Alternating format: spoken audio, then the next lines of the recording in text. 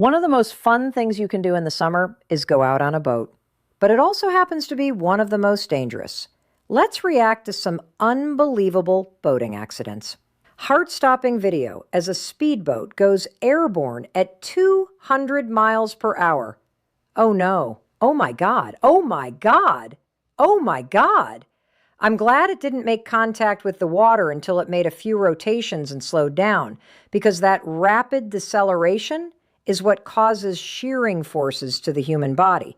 So if it would have made contact with the water right after going airborne, that's where things could have gotten really deadly. The two men on board were trying to break a speed record on Lake Havasu in Arizona. God, it just doesn't look like the premise of where a land-water speed record should be broken.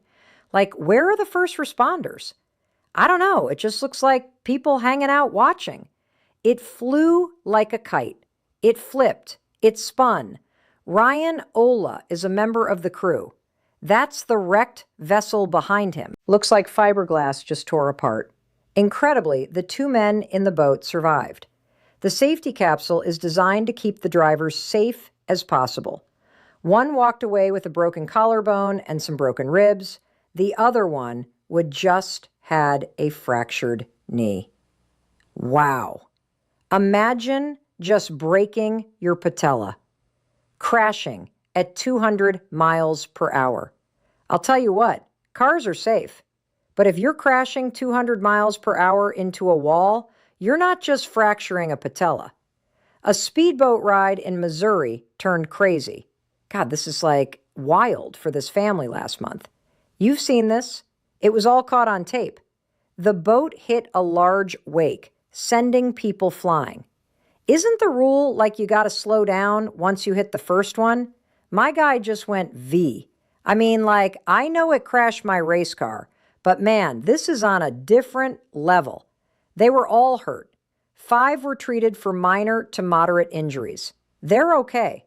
The fact that almost all of them hit their heads is the scariest part for me. I wouldn't be surprised if there's some facial fractures, nasal fractures. They're hitting some very dense portions of the boat.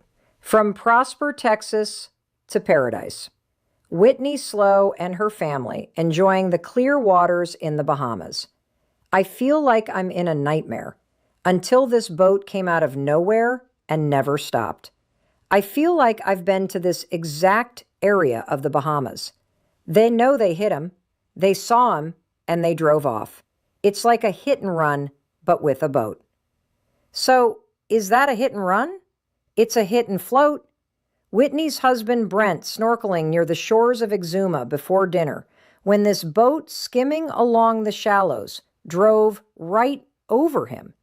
I mean, they could have totally not seen him, right? Like that you just might think you hit a wave or something? Slicing his lower body. Oh my God, they sliced his lower when the propeller hit him right underneath the buttocks and the legs? Oh my God, there's the femoral arteries right there. And if they hit the femoral artery, you can't save someone that's in the water with that kind of injury. Hopefully it just hit muscle, didn't get to the arteries. We hear Brent screaming, "Help me, help me, help me." We didn't realize that he was struck by the boat. Yeah, so, like, if they didn't know, the boat might have not known. And you could see that his toes are cyanotic. They're not getting enough circulation. Whitney, her family, friends, and Good Samaritans pulling Brent out of the water, wrapping towels around him to try and stop the bleeding. Yeah, putting pressure, as much pressure, on that area is of utmost importance. If the bleeding was that severe and they had a tourniquet, that would have been ideal. Again, it depends where the injury occurred, because when you want to apply a tourniquet to a bleeding limb, you have to do it closer to the heart. So for example, if the cut is here, you're going closer to the heart and putting the tourniquet here. 4 hours under the knife. This father, now in good hands, but with a fractured pelvis, leg, and a long road to recovery. What a scary story. It's why whenever you're in the water, you always have to be head on a swivel. head on a swivel. This nightmare begins miles off the coast of Chile in the South Pacific, where the ship Discover is conducting oceanic and atmospheric research. On a stunning day, crew members take a dip in the warm tropical waters, but the afternoon turns into a horrifying scene. Oh my God, tell me a shark is coming, and my worst nightmare is coming true. Right out of Jaws. Oh no, 60 minutes into the swim, the fin of a massive great white suddenly surfaces. What is the rule? Like you got to punch it in the nose. Heather Boswell is in the race for her life against a great white shark, and she's losing. Yeah, there's no way to win. The speed that a great white shark travels in the water is exponentially faster than a human. People were still screaming, get Heather, get her out, get her out. And we had kind of a tug of war with the shark trying to, get us back, our shipmate. Oh my God. And the blood in the water certainly doesn't help because that gets the shark probably more aggravated. We grabbed a hold of her and she became very light at that point, and we kind of flung her up in the front of the boat. She came up really easy, and we had seen that her leg was gone. It was cut off, just as if a butcher had used a saw. This is going to sound dark, but a clean cut sometimes can be life-saving because the arteries sometimes can clamp and cut off the circulation, thereby decreasing the amount of exsanguination, losing blood. 20 hours from the nearest help, Heather's life is now in the hands of the ship's nurse. Tourniquet. Commercial grade tourniquet. Not t-shirt tourniquet, commercial grade with a ratchet. After months of painful rehabilitation, she now walks with a prosthetic leg. Wow.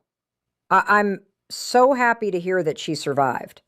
This morning, a dream cruise sailing to a choppy ending after a neurovirus outbreak.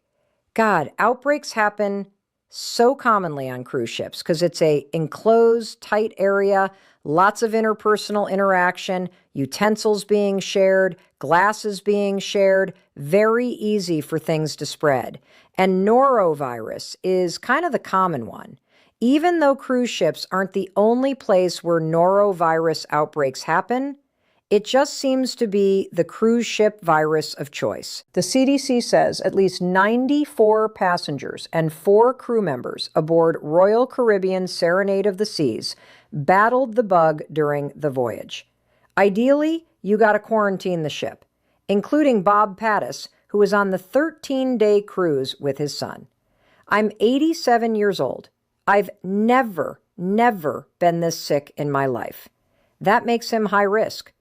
Anyone with pre-existing cardiac conditions, weakened immune systems, older or very young, are at the highest risk for having a negative outcome from neurovirus. The ship docking in Miami this morning is scheduled becoming this year's 19th gastrointestinal illness outbreak on a cruise ship so far, sailing past the total number seen in 2024, according to the CDC, and making it the worst year for cruise outbreaks in more than a decade. God, cruise ship companies are really struggling from neurovirus, flu cases, COVID 5 years ago, now haunt virus. It's a scary time to go on a cruise. Sarah Kirby is one of the few people in the world who knows what it's like to fall off a cruise ship and live to tell about it.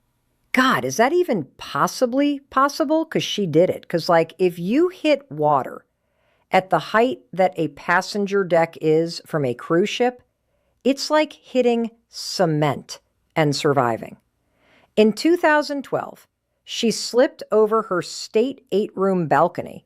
Was she running towards it? How did that slip happen? Infrared cameras captured her fall. She actually ricocheted off a lifeboat before hitting the choppy waters off the coast of Jamaica. Honestly, it's a lifeboat that probably saved her. Sarah was badly battered. She has a subconjunctival hemorrhage there, which actually isn't super problematic, but those raccoon eyes could be a sign of a basilar skull fracture. That would be concerning. But somehow managed to tread water for 90 minutes. 90 minutes, despite having that level of trauma. I know cruise ships have alarms that they have sensors that detect if someone fell off, but I wonder how in this specific case they knew. Ooh, this is in Miami. I've seen these clips. Look at her. Oh my God, your ankle can get caught there. Oh my God, the poor ligaments of her ankle. This is why boats are so dangerous. Do they have seatbelts? I feel like boats should have seatbelts. I love that she hands her cell phone first. It's like the dude at the baseball game who catches the ball but never spills the beer. Oh my God. Is it in you? Oh yeah, big time. God, that's a line you never want to hear from your buddy. So there is a clean mechanism for taking out fishhooks. I don't recommend you try and do this on your own because there are always vital structures, especially in the neck. I would more so just say, cut the fishing line and go get a professional to take care of it. But there is a strategy where you push the bottom of the fish hook down, and then with a string, you pull the fish hook up and out. Now, it really depends on the area, because there are instances where sometimes you can guide the hook further, actually push it in because of that barb, cut the barb, and then easily slide it out.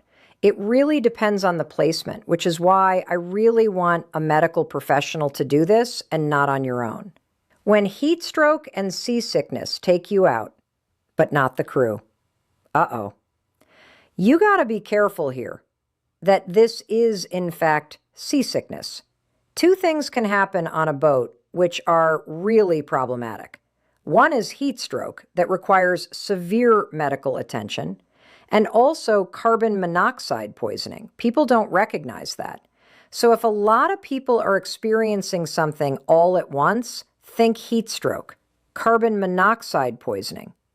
Oh, this crew is okay. That makes me feel better. Watch this. Oh, ouch. That must hurt. Hold on a second. I think I watched this Inside Edition. Did he sue the living pants out of this boat company for this happening to him? Because he said, like, it caused brain damage for the rest of his life.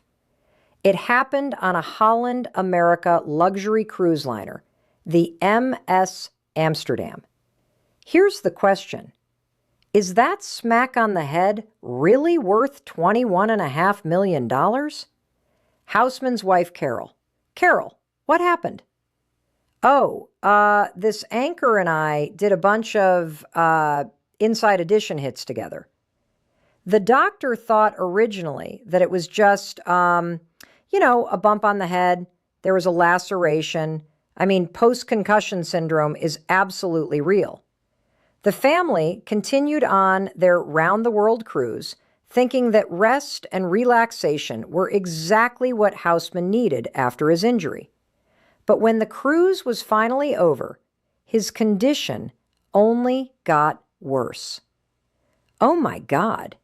I wonder if he was bleeding internally from like a subdural hemorrhage or something. He says he suffered permanent brain damage. He's not logical anymore, irritability, mood swings, and then eventually he developed actually having seizures as well. Houseman sued after he says he discovered that at least 16 passengers had been injured in similar ways.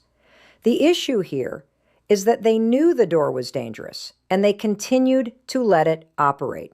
That's the core of the issue, not the fact that this one incident happened. Austin Gonalves loves to fish, so it was no surprise he jumped at the opportunity for a dream vacation spearfishing in the Bahamas. I remember eating the fish. I remember diving the day we ate the fish. And then I remember waking up in Miami a week later.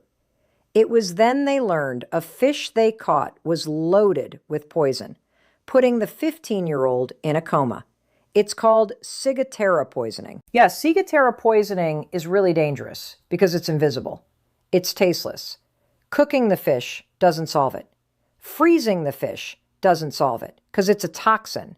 It happens from like toxic algae that these larger predatory fish eat up enormous amounts, and it builds up within their bodies, and then humans eat them.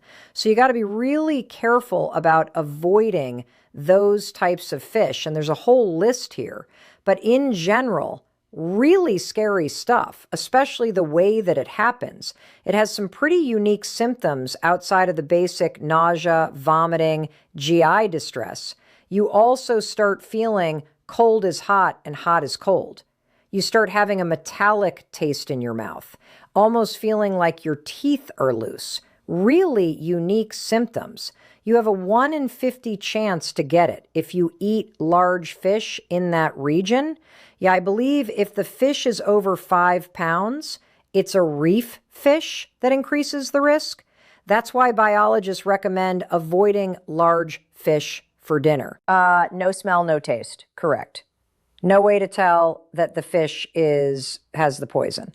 There's also certain parts within the fish where the toxin can accumulate. So you want to avoid eating those parts listed here. The only reason they can talk about their warning is because of his mother's natural reaction after the 4 started violently vomiting. And I remember calling the ambulance, and that's the last thing I remember for several days. And here's the scary part. There is no cure. It's just about supportive care, giving fluids, making sure that the heart is stable, electrolytes are stable. Like there is no antidote. He started physical therapy this week and has a sense of humor about the near-death poisoning. His friends brought Austin this movie to help the recovery. A little Finding Nemo never hurts. If I got fish poisoning and my friends brought me Finding Nemo, I'd be finding new friends.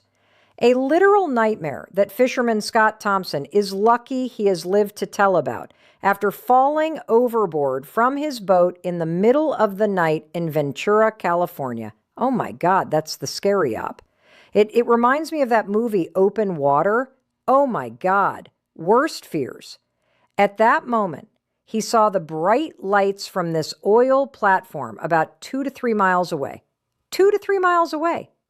Scott made it to that platform, but developed hypothermia from his exposure to the cold water. Oh my God, hypothermia is so scary on the open water because it doesn't need to be frigid water.